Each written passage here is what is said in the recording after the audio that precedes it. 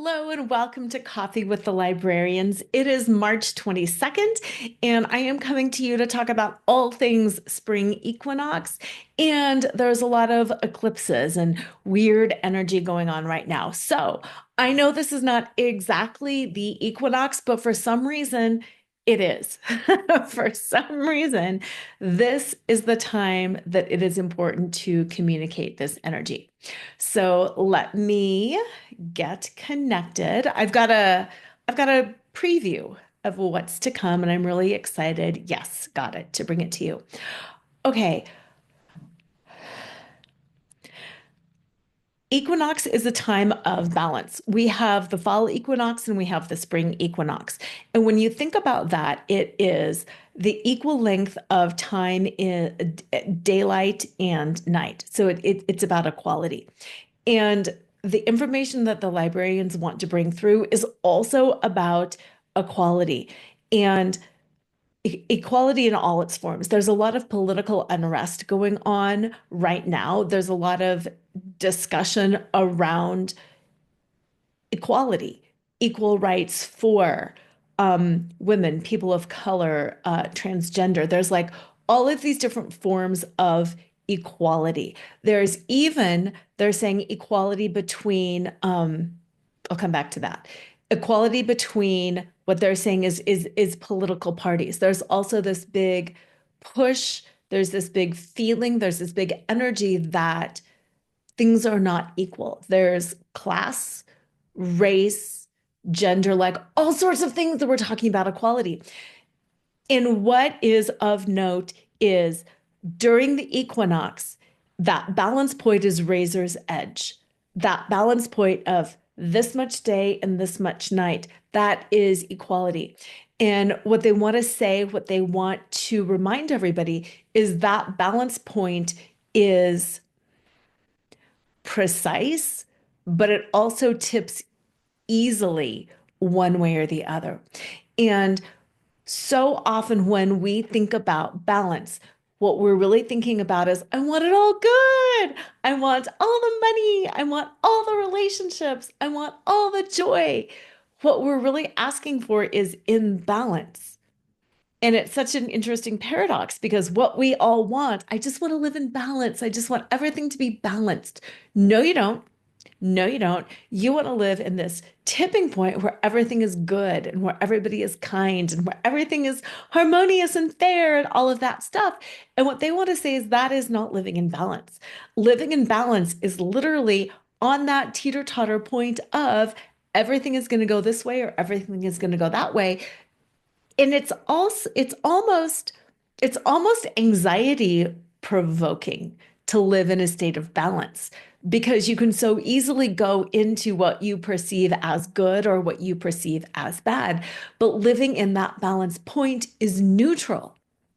So the information that they wanted me to convey, the information that is coming through is first an awareness of the precision of our language. When we're asking for balance, we're not really asking for balance. We're asking for imbalance. We're asking for more good. We're asking for peace and harmony and money and abundance and joy and all of that. And that is not balance. And what they're saying, what they want to be very, very clear is it's not that it's bad. There's no good or bad living in balance. No good or bad living in abundance. There's no good or bad in any of those things because so much of it is dependent on our perspective. I might view something as too abundant to be bad, where somebody else might view that to be positive. Just like I might view something to be in a space of lack as being bad, but other people will see it as simplicity and they will see it as good. So there's no judgment, good, bad, right, or wrong. It's just this awareness of our language. And when we're asking for balance, it means we're really right there on the cusp. And what they're saying is in our world today, maybe there's actually more balance than we think because there's strife on both sides. There's stress in all different ways.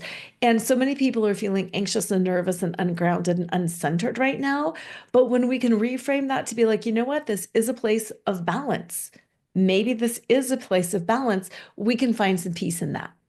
And again, it's up to you. It's not like living in Nope, they're checking me on that. I was going to say that it's not like living in balance is what we strive for. They're saying balance is good. It is good to have balance. But what they want us to realize is first, balance is a precarious perching, and it's overall balance at the end of the season, at the end of the year. It's the harmony, it's the overall balance. And yes, when things have been overly out of balance in one way, the pendulum does swing and it makes things go the opposite way for a while in order to find that balance point. But again, balance being precariously perched. So the purpose the purpose of this conversation, the purpose of this dialogue is to shed light on what balance is and what balance is not. The purpose of this conversation is to remind you that at least twice a year, spring equinox and fall equinox, we have that place of balance. And then the seasons cycle around and we lose balance. And then we hit that balance point and we lose balance and we hit that balance points. And that is the totality. And what matters is, can you hit the balance point?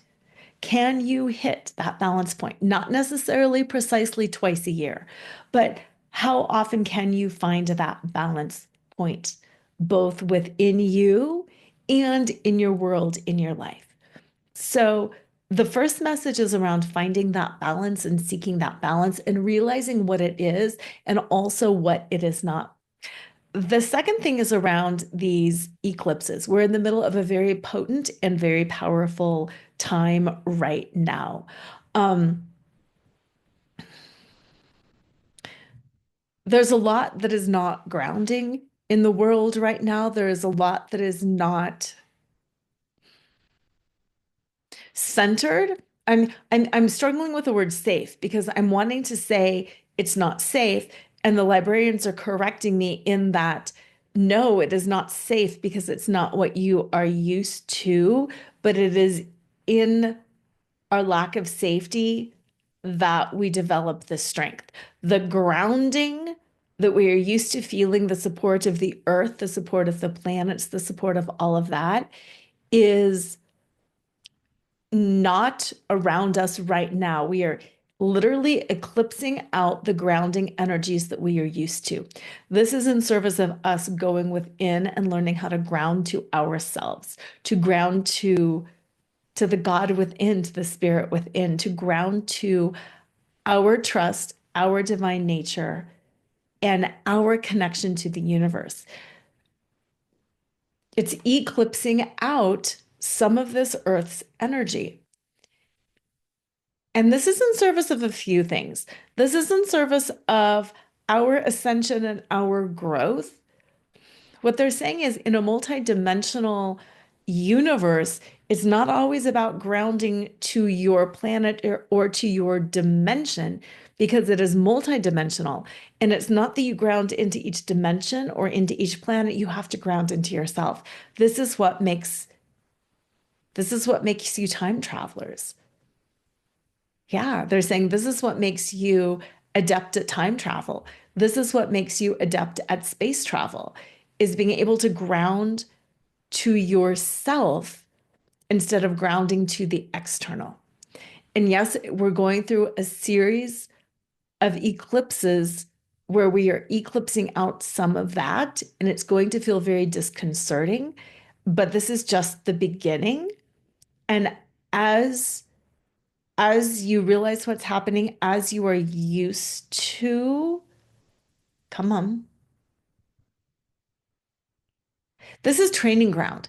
As you get into this training ground, the better you will become at this, the more adept you will become at this, and the more solid, they want to say, but the more solidified. They want to say the more solidified the grounding will be when you ground to yourself. Yes, those are the two messages that the librarians wanted to bring in. Let me know if you have any questions. These are definitely powerful times, and go within. Go within. Take care. Have an amazing weekend, and I will see you next time. Bye.